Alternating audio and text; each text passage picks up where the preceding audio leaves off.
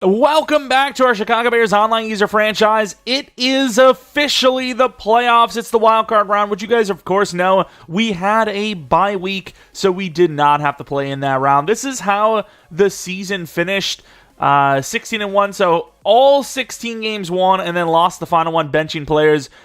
Benching players is a weak move, all right? I'm just going to be honest with you. You don't need to bench players. Stat chaser, that's what they call me. Who had the most points? Us. Nice. Freaking cheeser. Most points allowed. The Raiders. Least points allowed. Oh my god. Whoever runs that Bears team must be the GOAT. But of course, this is how it ends up finishing. As you can see, these are the playoff teams. Let's go, each conference. I think it's a little easier to see. So the lowest playoff winning or attending team is 11-6 Cleveland, which is very strong. Whereas in the NFC, it's 9-8 New Orleans. So there's some heavy hitters still here in the NFC, but as of right now, it kind of seems like roster talent-wise, the AFC is kind of cooking compared to our lowly NFC. I'm not saying we're the best team, but we technically finished with the best record. The Bears having the best record in the NFC is, it kind of tells you where we are as a conference. We do not have the best rosters winning the most games. But let's take a look at the stats and awards. Obviously, we're going to start off with stats as, I'm kind of curious to see how we finish. I paid attention a little bit, but not fully. Justin Fields, 4,600 yards, which is amazing. 41 touchdowns, pretty damn good. 15 interceptions. We definitely had a couple of bad reads this season, a couple of bad throws as well. I would say they're pretty even, maybe a little bit more bad reads than bad, just pure throws by Fields. Of course, Jacoby Brissett, maybe he should be the starter. Look at him. 271 yards per game, 65% completion percentage, which is, about average, maybe slightly above average. Passer rating of 129.4, which is great. Average yards per attempt, 12.7. Longest pass is 90 yards. Sacked 28 times. It's a couple of me holding the ball situations. Swift didn't really have the yards I wanted, but we do also run the backup quite a bit. Tucker with 716 yards. I can't imagine many teams having even close to that many yards for their backup running back. 22 touchdowns, which is really high, though. 4 rushing. Fields with 8, which is a lot of kind of scrambly plays. I'm not running at the goal line every time or anything like that, or QB sneaking. We had a couple of plays, 10 to 20 yard range, where, the play broke down. We ran all the way across the field, just even the last couple of weeks, and we scored a touchdown that way, which was pretty fun. Only 2 fumbles. Definitely proud of that one. It's very easy to fumble as a quarterback, especially when your quarterback can run. 34 broken tackles for Swift. I don't think that's a lot. But a lot of times he does just outrun people. We cut past them and they just don't even get a hand on us. So, it would be interesting to see a stat that says how many tackles should have been made, but the guy just never got a chance. 351 yards per or after contact, which is about a fourth, which is not bad. Maybe slightly above a fourth, actually. But let's take a look. Only 59 was his longest run. Receiving stats, Tyler Scott, very good. Don't think he'll get a dev up. DJ Moore with those touchdowns could. I didn't really, maybe at times I seen Swift and I'm like, hey, let's get him another touchdown. But I didn't really focus anyone on the receiving numbers, right? It's just whoever got open. Cole Kmet with more yards than I would have expected. Mooney was probably the one guy I actually wanted to get up more stats, but it's just as the number 2, he just doesn't work out. Normally it's the number 1, but DJ Moore is just so good that he can just outmatch any, potential he's the number 1 receiver. He's going to be on go routes a lot. Yeah, he still scores on those a lot. But some nice long completions for our guys as well. And Swift had a couple of decent numbers there. Blocking, the highest we allowed was 6 with Darnell Wright. And then the rest kind of as follows. Smith is supposed to be a guard, but he played guard this season, but I'm playing him at tackle in the future, I would imagine, because tackle is just the most important position, and because he's a superstar, he should get abilities, and abilities make him stronger, and you kind of get the point. Maybe he even plays left tackle. And then defensively, the most tackles on our team was Brisker, who probably wins best DB, but we'll have to find out after this one. Edmonds, a lot of interceptions, but I just don't think he's going to get a dev up yet again. Should have had one last year, but didn't. Sack totals weren't really that good for us this year, but Uche carrying out of anyone, 17 of those bad boys. Kyler Gordon, though, 5.5 with 5 interceptions for the blitzing slot corner. But here's the picks. Brisker, 11. 9 for Jalen Johnson. Be great for him to get a dev up. Edmonds, 8. I mean, if last season's picks weren't enough, I don't know how this year's will. Stevenson, pretty good. Eddie Jackson, pretty good. Kyler Gordon at 5. And then the linebackers kind of struggling. You know, we didn't really have much going on with those rookies. They kind of just existed. But I suppose Dawson has a pretty good amount of tackles. Here's the sacks in general. Really didn't get much going on the inside, but tackles for a loss. Uche, amazing. Buckner at 30. And then now we move on to kicker. Not a great season for us. Got 2 blocked, and then we just missed one straight up in the rain. And then punting, usually going to be pretty low as, we're kind of angling punts and whatnot. And usually our punts are like midfield, so not really going to get many long chances. Velus Jones, 2,028 yards, kick returning with 7 touchdowns. Don't know if that's the most, though, as kick returns this year are pretty busted, so they're a little bit more common. 108 yards on the return. 1 punt return touchdown. Johnny Hampton had 1 return, and it was for 92 yards and a touchdown. That is GOAT status. All right, let's not get it twisted. That is GOAT status. Let's take a look at the league, though. 19 interceptions. That is a lot of interceptions. I'm just saying. Maybe you ran a lot in because... Gotta say, Fields maybe has a little bit more of a chance at MVP than I thought. I highly doubt it, but you never know. Oh my lord, did Mahomes not win it? We'll find out, because if I were to guess based on passing numbers alone, I mean, this season is obviously better than Josh Allen's. It's not even, I wouldn't say not even close, but it's, I'm just saying. And you look at the downs played. Fields has like 40 downs less than everyone else. Oh, that's so crap. If he had 40 downs more, that's like a whole game extra. Still doesn't win it, but makes me feel better to say it. 4 guys in the 5,000 yard range for passing. Ritter with 47 interceptions. That is quite a bit. A lot of guys in the 4,000 plus range. Who had the best touch on a pick ratio? Was it Mahomes? I don't think it really shows that. You kind of have to do the math on your own. But I would guess Mahomes just based off maybe Joe Burrow or Anthony Richardson. They're pretty good too. But those 3, really, who had the most interceptions? Wow, 49, 47, 46, 45, 36, 34, 32, 32, 30, 30, 29. A lot of interceptions. Okay, maybe I don't feel as bad now with Fields. Because 15, and you've seen him this season. He overthrew a lot and missed a lot of passes. Actually, before we go into the rushing stats, even though I kind of already did, the longest of the season was Matthew Stafford, who wasn't even the starter, and then Lamar Jackson, Drake May, and a bunch of other guys. Rushing, though, obviously we had a lot of rushing touchdowns, but not really that many yards. We were all the way down at number, 8? I believe, math, 7, 8, 7. Yeah, math.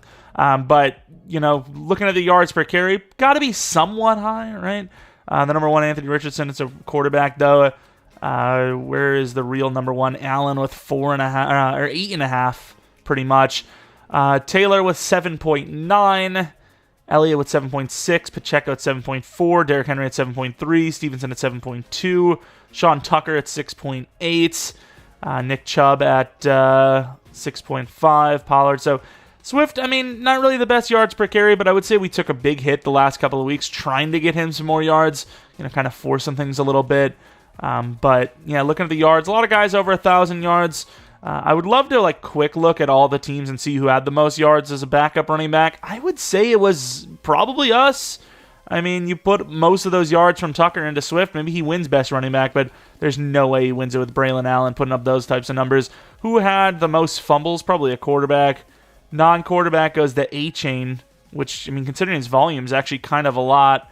And then we look at Long, which is 95 for Williams, who almost was traded, I believe, to the Vikings. Didn't seem like the trade was as fair. I think it was for Byron Murphy. Running backs are a dime a dozen. You don't even need a good running back. You just need a decent line. Whereas corners, Byron Murphy, we play against him. He's really good. So, maybe I should have voted it up. But yards after contact, obviously Henry's going to carry that pretty hard. But Swift was actually number 4, so maybe better than I thought. What the hell? I don't care. I have my music muted, idiots. But before we go to the receivers, I do want to see the running backs. I want to see if we were one of the best, number 2 running back teams.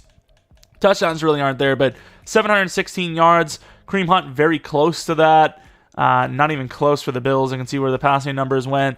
The Broncos, using Dalvin Cook mainly. What is his overall? He's still really good as an X factor in this league. Fair enough, that makes sense. But still, even then, it's, a 90, or well, actually 85. I thought he was higher than that. 85 overall running back, Javonte Williams, who I would be starting without a doubt. I don't care how good Dalvin is. I want that guy to develop. Is the second, or higher than our guy. What else do we have? Anyone else? Obviously, look at the numbers comparison. You put 300 yards into our starter versus our running back, and, we're right up there, like tied neck and neck pretty much. What else? Pacheco pretty good. So, yeah, I mean, just based off of, common sense, paying attention, nobody really ran their running back as much as us, at least yards-wise. I suppose we did have a couple of big breakaways, so it kind of makes sense a little bit. But, yeah, I mean, we're a pretty balanced team, right? Tucker had 700 yards. I don't think that's going to be higher than anyone's starter, but not too far off a couple of these teams, I'll tell you that much. So, it is what it is, though. The Patriots, the number one by far with that balance. Zeke getting carries like that in, was it 2025 now? 2024? Pretty cool, actually. Pretty sick. And then, yeah, that's pretty much that for the running backs. Spears had a pretty good season. We locked him down, though, when we played him. Our run defense is actually pretty damn good, I got to say. Number one in catches goes to Pitts with 108 with 1,500 yards. Good to, safe to say our tight end ain't going to dev up. Not that he really should, but Kupp for the most yards, Jamar Chase, then Samuel, then Franklin, and then, of course, Pitts, who's really high up there for a tight end. Marquise Brown. A lot of, kind of new names / no names. Tyler Scott actually up pretty high there. Devontae Smith. I wonder who has the most touchdowns, because DJ Moore's up there, but not really that high up there. A couple of 1,000-yard guys, obviously. Touchdowns. So we have a NFC. Oh, no. Did we lose it by an inch? We might have lost a dev up by an inch there. Very easy to force touchdowns, but you can see some of the yards numbers lower than DJ Moore. And DJ Moore, kind of the worst out of that group. I guess Ayuk is probably a little bit lower. 87 overall. Yeah, I mean, DJ Moore is probably better than him in overall. But yeah, a lot of catches there. What about... So average yards per game. Kupp wins that by quite a bit. What about our guy? Tyler Scott, 79.6. Yards after catch, 723. That is a lot of yards after the catch. McCaffrey, a lot of, kind of short throws to the flat, I imagine. Scott, more yards than I would have thought after the catch.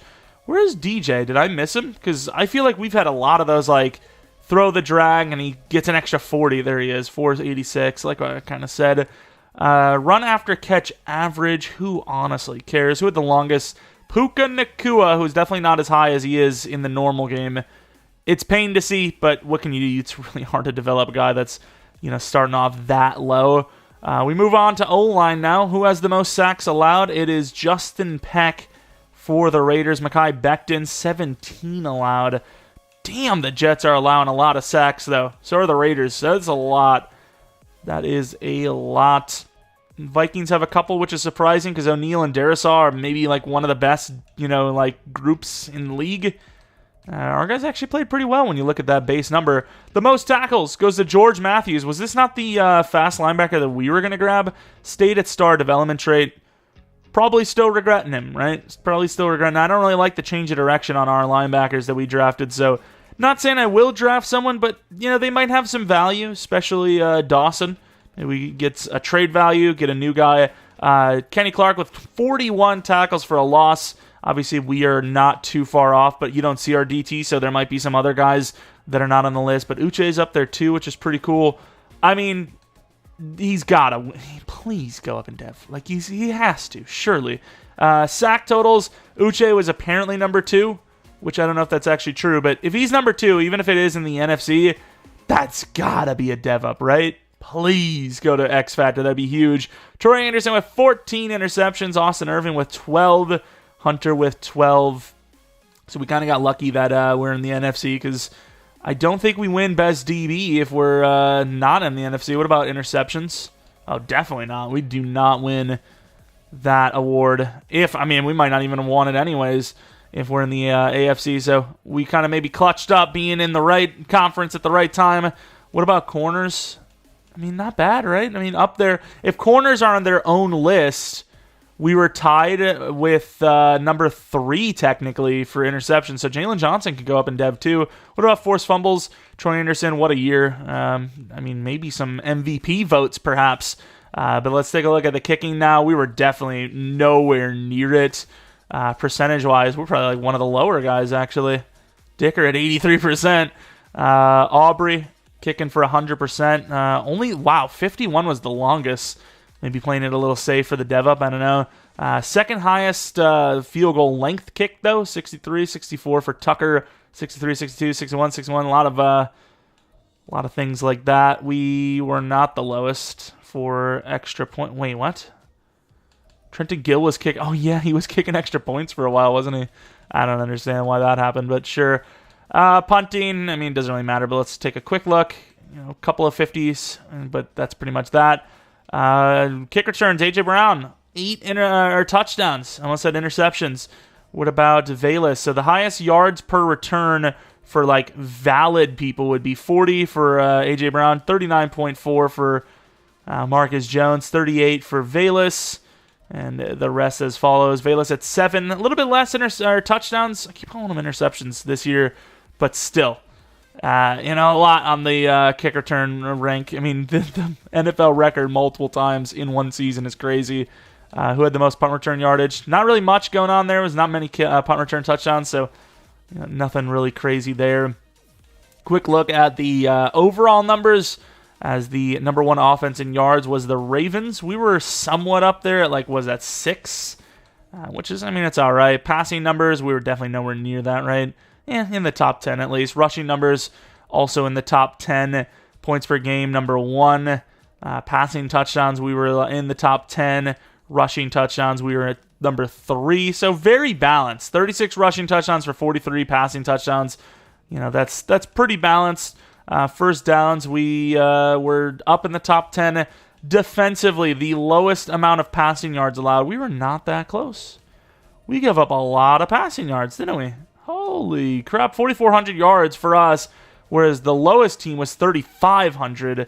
But then again, we are 500 lower than the very next team on rush defense, which was our biggest, lacking last year, which kind of lost us the playoffs. So if this number is as true as it maybe hopefully seems to be, maybe this is our year. I don't know. The least amount of points allowed, though, goes to us at 352. The Raiders almost double that at 612.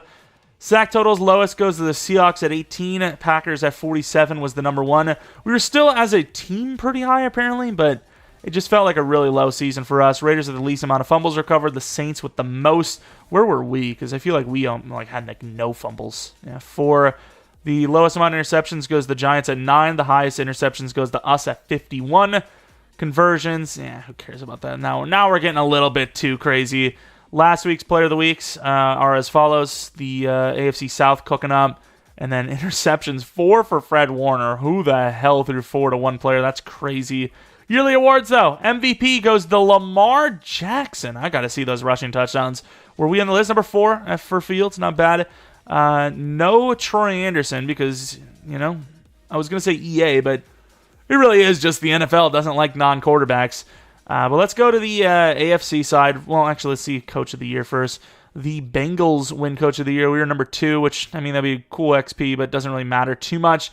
But the Offensive Player of the Year awards for the AFC, McCaffrey, then Lamar Jackson, then Marvin Harrison Jr., Jonathan Taylor and company. Troy Anderson, obviously Defensive Player of the Year without a doubt.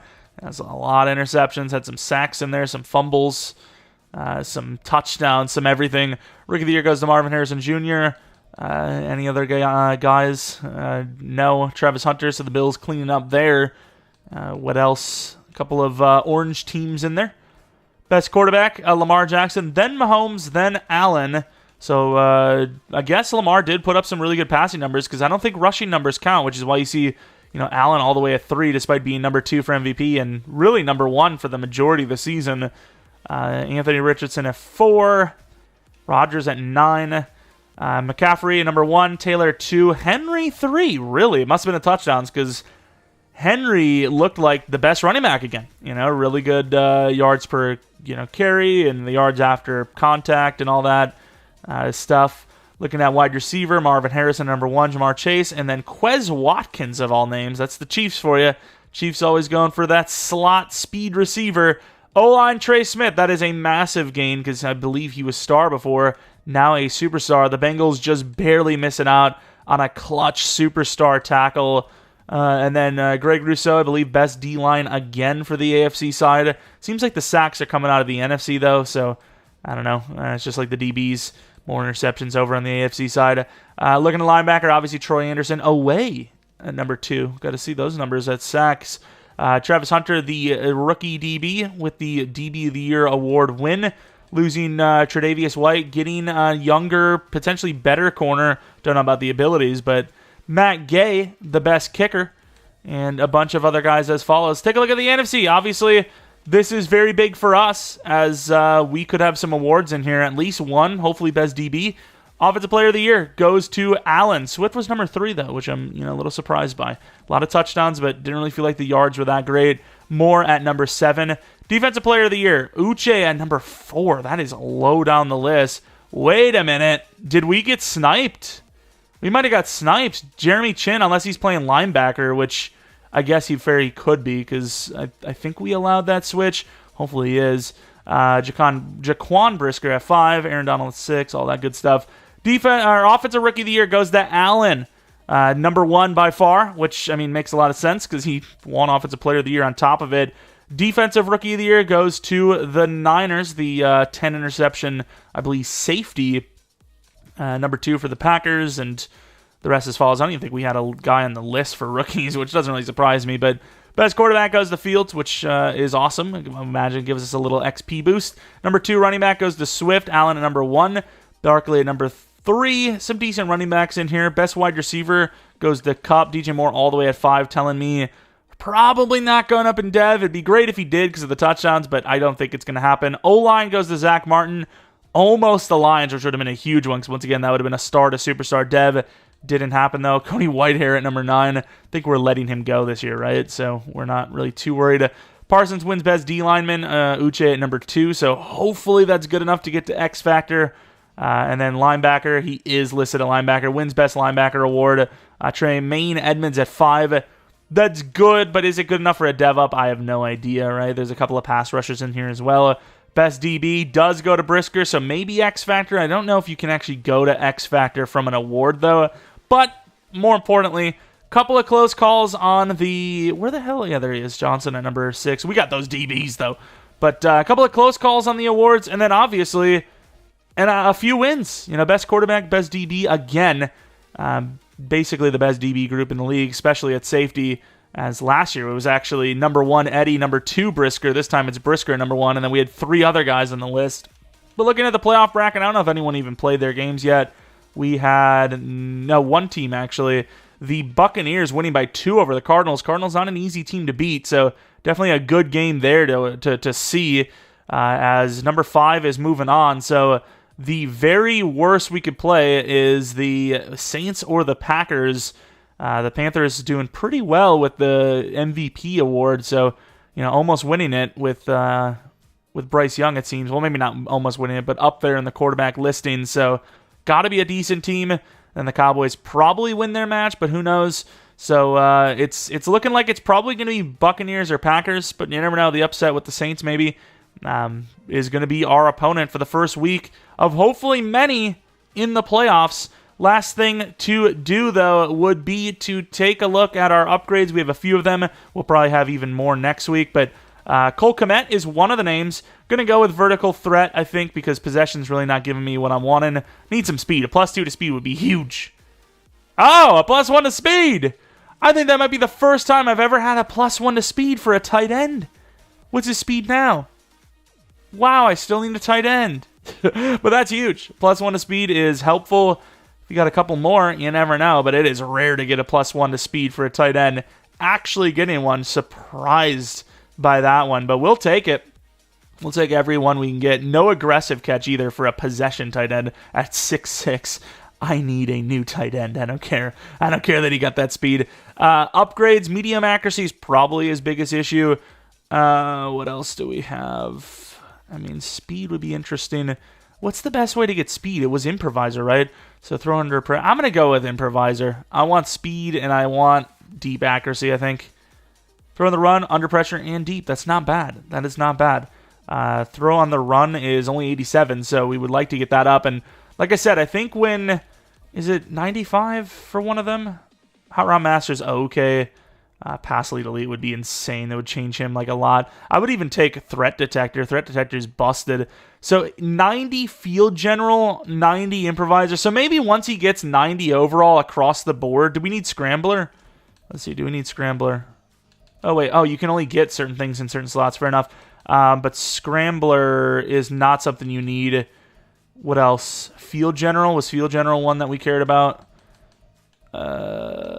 Pocket Deadeye, which is definitely good. So once we get 90 for field general, I think we might re-roll them across the board. Like bulldozer's useless, safety valve's okay, but if it's a running back, you kind of need them to be open enough to catch it anyways. No look Deadeye is the only ability that I really care to lose, which even then we've had a couple of times where cross body running, it didn't matter. He missed the throw, so I would easily throw away one decent ability to replace 4 garbage ones, right? Like, red zone Deadeye, who cares? Who cares? Passive ability have perfect accuracy on all unpressured throws, and they can't be high or low. So who cares? Red zone is short situation, so you should almost be hitting that anyways. So what's even the point? So really, we'd be throwing away no-look Deadeye for a chance at some pretty damn good stuff, like inside Deadeye. Gutsy Scrambler, I guess, is okay. Long-range Deadeye is great. Protected's great. Conductor's decent. Fast Break's okay. If I got Fast Break, I probably would have to change my playbook into something read option-y. Lofting Deadeye, Sideline Deadeye. There's so many more better abilities, but at the same time, could get something like Persistent, which I guess isn't bad because Gambit's a really good ability. Homer is pretty bad. Tight Out's pretty good, though. Closer's not great, but there's a lot more better abilities than we're risking to get worse, in my opinion. Could get Jukebox. That could be interesting. I haven't tried Spin Cycle because, well, spinning kind of sucks, and his spin move is only 81. But that's pretty much going to be it. Obviously, a very big week for us next episode in the divisional round. Going to be against either the Saints, Buccaneers, or Green Bay Packers. And we'll obviously have that very next episode. Money's not looking great either. I hope we have a little bit of money boost next season. But yeah, that's basically it for the stats and awards. Some good stuff in there. A couple of award wins. Maybe some dev-ups coming our way. Big one if we get it for Uche. Uche is by far the biggest one because he gets more slots. And then once he gets to that X Factor, we are able to re-roll him and potentially get Edge Threat. So that would be insane. Edge Threat it's like... you got a guy that's a 5 out of 10, and he jumps to like a 10 out of 10. Edge Threat is insane. So hoping that's the way it goes. Anyways, if you guys enjoy this one, maybe leave a like, subscribe if you're new. If you're not new, I do appreciate continued support on the channel. And that's pretty much it. Thanks for watching. Hope you guys come back for next video. But until next video, see ya.